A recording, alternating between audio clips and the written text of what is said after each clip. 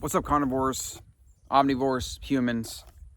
Today's video is meat heals.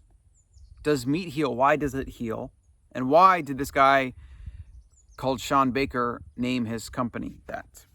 So this is something that I've been seeing pop up a lot in search. Anytime I search carnivore diet, people kind of ask about it. And I was thinking like, well, how does meat heal? Why does it heal?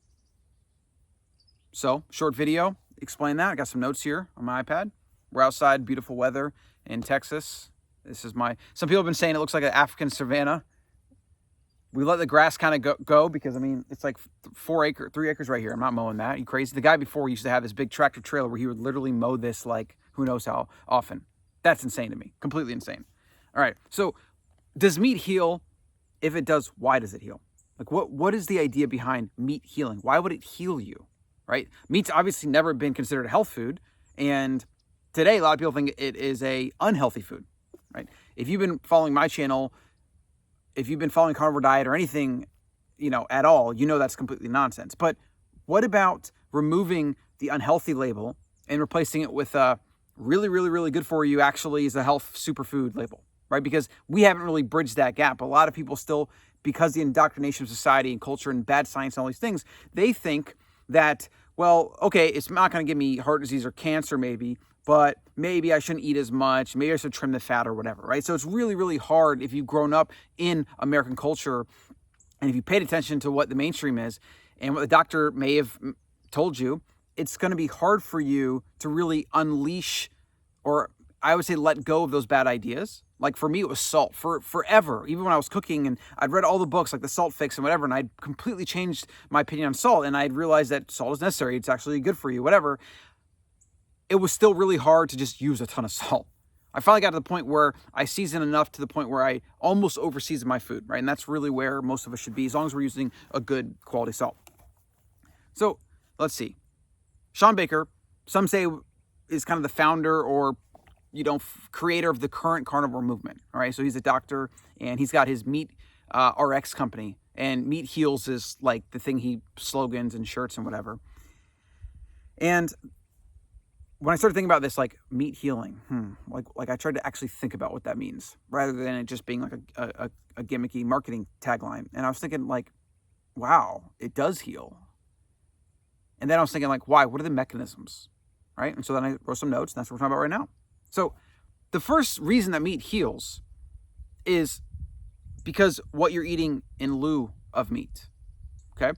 So if you remove grains, vegetables, seed oils, sugars, refined junk food that is basically the bulk of the food system, and you replace it with, let's say, beef, grass-fed beef, animals, whatever, you're moving way closer to the proper human, ancestrally appropriate diet, right? Which is an animal-based way of eating, okay? You're removing these toxic man-made foods that are basically the bulk of our food system at this point, okay? And the methods used and the cooking methods and how they stored and shipped and transported, whatever. There's a lot of issues with modern processed food. And you probably, as a semi-health conscious individual watching this video, already understand that, right? So the first reason that meat heals is because what you're eating or not eating and what you're eating meat to replace in lieu of, right? So let's see, what do we got here? So removal of toxic substances, there we go. And let's talk about a couple specifically real quick. So lectins, which are found in grains, beans, lentils, and some hybridized fruits like tomatoes, these are, if you read something like The Plant Paradox, which is Dr. Gundry, he's big into like removing all lectins.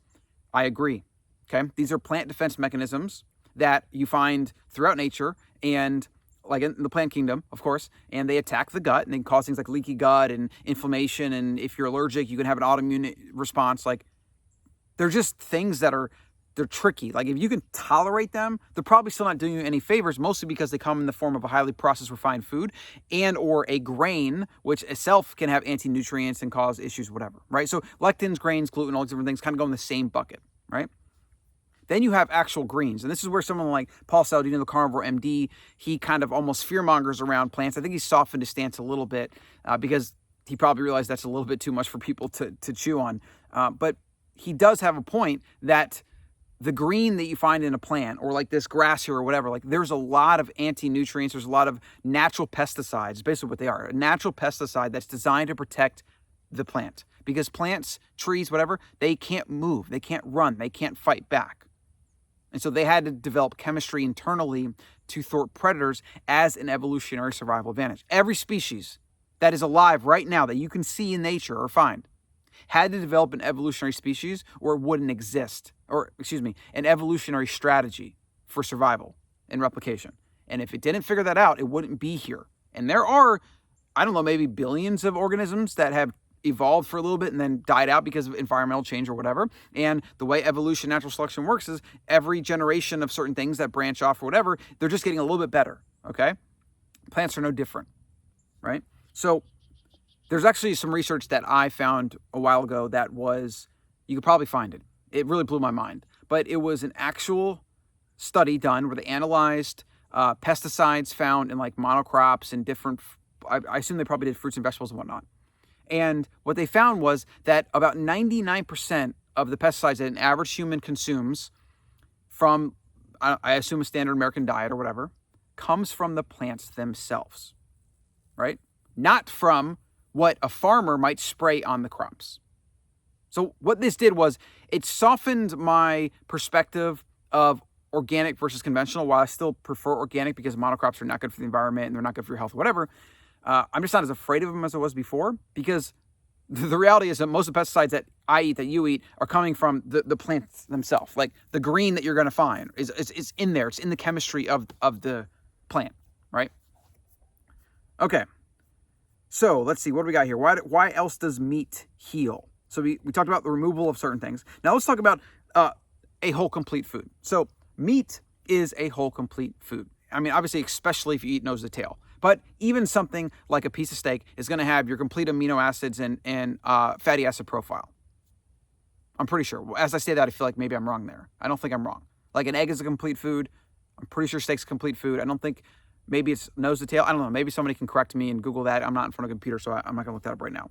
But for the most part, animal-based nutrition, especially whole body animal, you're going to get all the nutrition that your body needs as a human from nature. Okay? That is, like, you cannot say that out of any plant food. There's like a couple plant foods that might be a complete food, but then you have things like bioavailability, how much you're absorbing, then the anti-nutrients that block absorption of some minerals and things, and then, like, it's just not simple. Whereas a piece of steak, it's the most bioavailable, complete whole food that you can find. And this is also true of like sardines and mackerel and other small animals when you eat the whole thing nose to tail, and small like fatty fish and shellfish and whatnot, okay? Now, finally, this is an example of how meat heals that is like legitimate. You're using meat and or a carnivore diet to heal a broken body, okay? So I had Bella, Steak and Butter Gal, which you may have seen her on, she's on YouTube, she's on Instagram, sweet person, and she deserves all the success and everything. And she came on our podcast and talked about her story, struggling with a 6-year vegan diet in which she lost her period, she was malnutritious, she was skinny fat, where she was like she had gained more weight, but she was frail and she didn't feel good, she didn't look good, nothing, right? So she talked about how from day one, she went immediately to eating whole sticks of butter, and I think grass-fed beef was what she started with. And then in the beginning, I have my notes here, she was doing 4 pounds of steak a day, right? Her body was so malnutritious that she was eating 4 pounds of meat a day. Now, I can't even eat 4 pounds of meat a day. That's insane. But her body needed it so bad. It needed that nutrition. It needed that whole food and those nutrients that were lacking in her vegan diet, that it was like, it basically opened the floodgates for her appetite to eat everything and anything she needed. And she did that, I think she said she did it for 6 months, where she was just eating like 4,000 to 6,000 calories a day. Can you fathom that? And we're not talking like easy to consume, highly processed, refined, palatable calories either. We're talking about literally steak and like eggs and butter. Her body was literally starving for nutrition. And her body was then like, this food is medicine. I'm going to let you eat as much as you need to, and I'm going to repair the body because that's exactly what I need. And that, if that is not a perfect example of meat healing then I don't know what it is. So these are just a couple of the examples of how meat heals. You know, the removal of certain toxic things, the whole food nutrition that has all the nutrition that you need. And in someone like for Bella, for example, that literally needed to heal her body after years of malnutrition, meat, you know, eggs, butter, animal-based carnivore nutrition was the medicine, the only medicine pretty much that could heal her. So let me know what you think about this. Do you have any examples of how meat healed you? Like obviously maybe you had an autoimmune issue and you had to remove toxic foods and then you go to very nutrient-dense foods and that basically healed your body, changed your life. I've had a bunch of people like that on the podcast that have talked about that, and you see it all the time. It's really insane how powerful it actually is. And so I want to keep promoting this idea of ancestrally appropriate animal-based nutrition as much as possible, bring it to the masses. And so this video, if you think it could be useful to someone else, please consider sharing, subscribe, and like for more, and I'll see you in the next one.